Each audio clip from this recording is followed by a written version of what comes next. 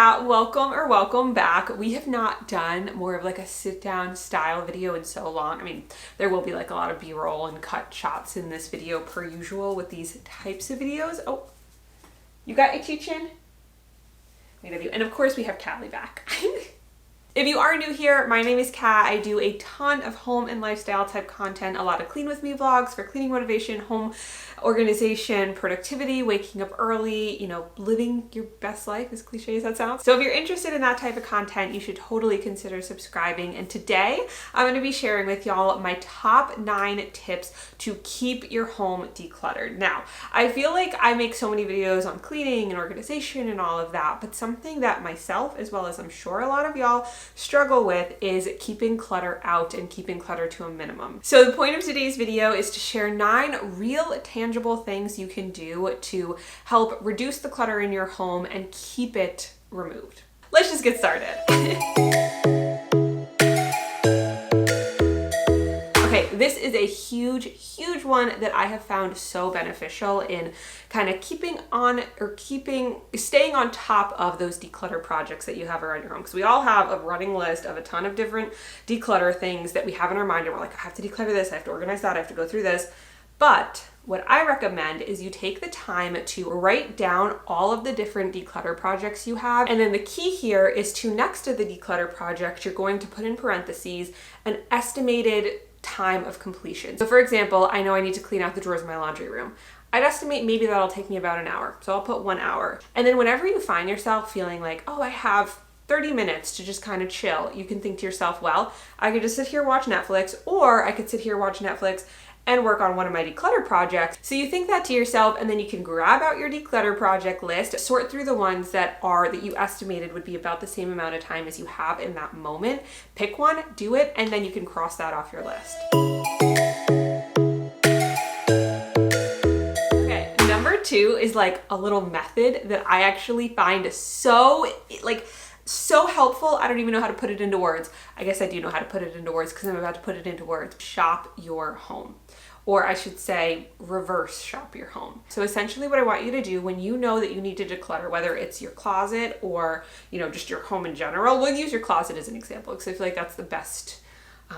This method is really effective for your closet especially, but it could work anywhere in your home. You start going through your closet, and as you look through each piece, you ask yourself, if I did not have this piece of clothing and I was in a store right now and I saw it on the clothing rack, would I be drawn to it? Is this something I would even, think about purchasing for myself and taking home with me if I didn't already have it? I don't know what it is that's so powerful about this method and mindset, but I realized there's so many clothes in my closet that if I was shopping and I saw that item of clothing on the rack, I wouldn't even give it the time of day. I would just keep scrolling through. But for some reason, since I already have it in my closet, I'm like, oh, I should keep it. I might wear it. Maybe I do like it. Maybe I'll wear it I don't know.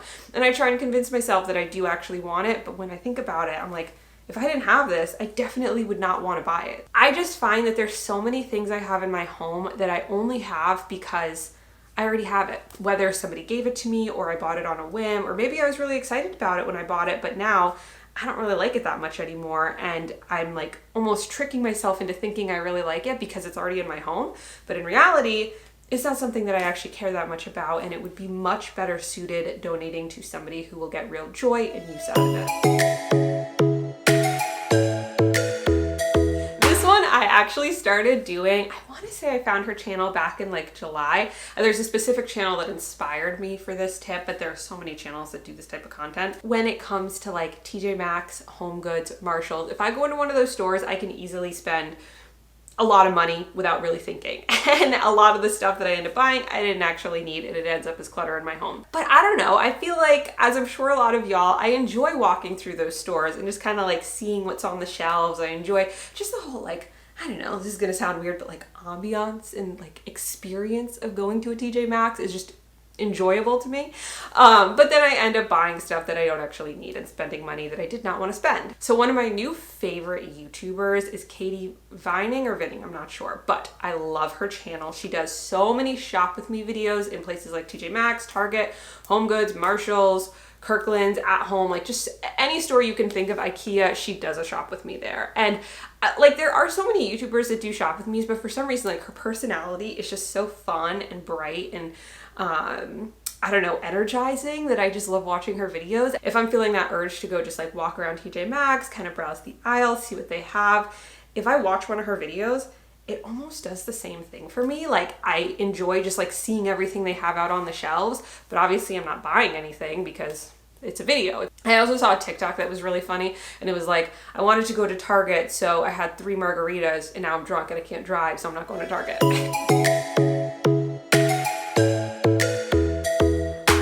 Junk drawer. I have made so many videos on junk drawers. Junk drawers can be a great thing, I would say. They can actually help you to stay more organized as long as you stay on top of them. So what I like to do, I have this one drawer. I mean, currently in my home, there's a lot of drawers that I could classify as a junk drawer, to be honest. I gotta organize them. But I recommend having at least one drawer in your home. If you have like a kitchen drawer, or for me, I use this drawer within my wine chest, which is kind of like my catch-all junk drawer, and I can put random stuff in there, but then I know that at least once a month I'm gonna go through it, kind of clear it out, organize it. So it's almost like an area where I can organize stuff that I don't know where to put it, but I know that at least once a month I'm gonna go through it. Like all those random little things that maybe would just get thrown on a counter or kind of thrown all here, there, everywhere throughout your home. Bring it all together, put it in that one drawer, and then once a month go through, organize it, declutter it, get rid of stuff that you don't need. Maybe have some drawer organizers in there so that you can really like maximize the space. This can really help with all those like miscellaneous things that you don't know what to do throughout your day, so that they're not just laying all over your house. Number 6 has kind of 2 parts. 1, donate regularly. Like keep a bin in your home somewhere where anytime you find something that you're like, I don't think I really use this anymore, I'm gonna throw it in this donation box. And then the second part to this is find a donation center that you wanna support, you wanna donate to, but is also somewhere close in proximity to you. And even better if you can find one that's like along your normal driving route, whether it's you driving to school or driving to work or when you go to the grocery store, something that's like on your way. That way, when you are going to that spot, it's super easy to just stop off real quick, and you're way more likely to donate more often, which is good because you're donating, that's awesome. And you're also keeping up with that flow of like letting clutter leave your home. The more that you can donate stuff, the less clutter you're gonna have in the home because the more stuff is leaving your home. This is another one that's like kind of obvious, but it's more of a reminder to you and to me because I'm looking at something that I need to apply this to right now, and that is make sure that you are maximizing the storage you have. I live in a 944 square foot condo. I don't have a basement, I don't have a garage, I really have to like fit everything in my condo, but when I really think about it, there are so many areas between different closets and like just like little areas in my home that I could utilize so much better. So big example, and kind of embarrassed to show you all this, but I will. In my office closet on the top shelf, I feel like this is organized horribly. You know, whether I add another shelf up there because I have the height, or I add some storage bins to really like, you know, maximize that space. You know, every month or so, go back to some of those areas in your home that you're like, I feel like I could utilize that space a lot better, and then make a plan for how you could use it to organize things better and store more stuff and really maximize that space.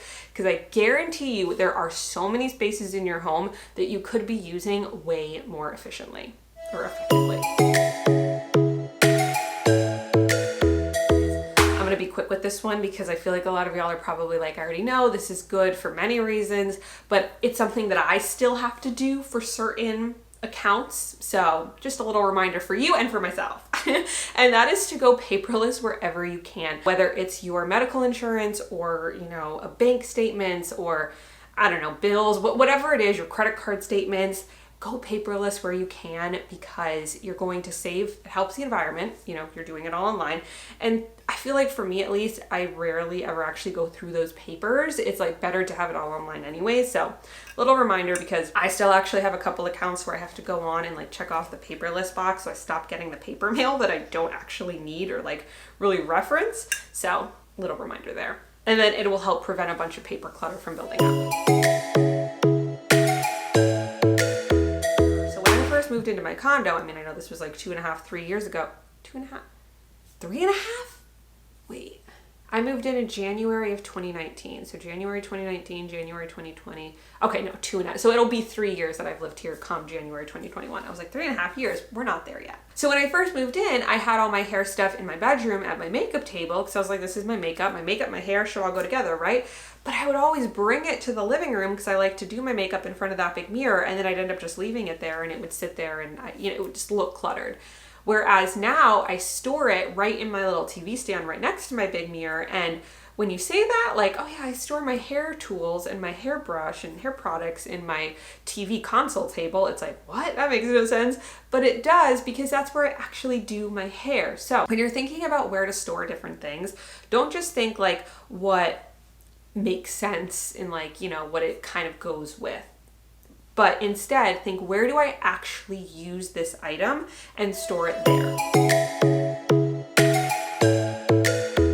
Obviously, there's two types of clutter: visual clutter and hidden clutter. Both are very important. You really want to keep both down. I find that if I, like, my top priority, make sure that when I'm decorating a space, organizing a space, I make sure that there is no visual clutter and everything has a space. I keep my countertops relatively clear. I keep all the surfaces in my home, like even this decor. Like, I don't have a ton stuff, like just a couple different decor pieces to make it look nice, but I don't have like a whole bunch of stuff. That helps put me in the mindset of wanting to keep all of my hidden areas organized and decluttered. I find it's very demotivating if like your counters and your surfaces and your dressers and all that sort of thing, if there's just like a whole bunch of stuff on top of them. For me at least, it makes the idea of like organizing the insides a lot less motivating and more like, well, the surface is all cluttered up, so why even waste time organizing the inside? So I highly recommend that you ensure that your visual clutter is kept to a minimum, and when you're decorating, really be mindful of the pieces you're choosing and don't just stuff a surface with a whole bunch of stuff. I also feel like when you do that, it takes away from the decor pieces that you do have. So tip number 1, first and foremost, make sure that you are not having a ton of visual clutter everywhere to help yourself stay motivated to keep the rest of your home decluttered. Ooh, if you watch until this part, comment, clean space, clean mind. What do you think? And question of the day, let me know in the comments, what is the hardest place in your home for you to keep like clutter free? I'd say for me, my office drawers are like a huge clutter zone for me, which is a project that I need to get done. It's on my declutter list, project list. Comment clean space, clean mind, and also what is the hardest space in your home for you to keep organized. All right, I will have my entire Clean With Me vlogs playlist linked above me, and some other playlists that I think you might enjoy linked in the description. And I love you all so, so much, and I will see you in my next video.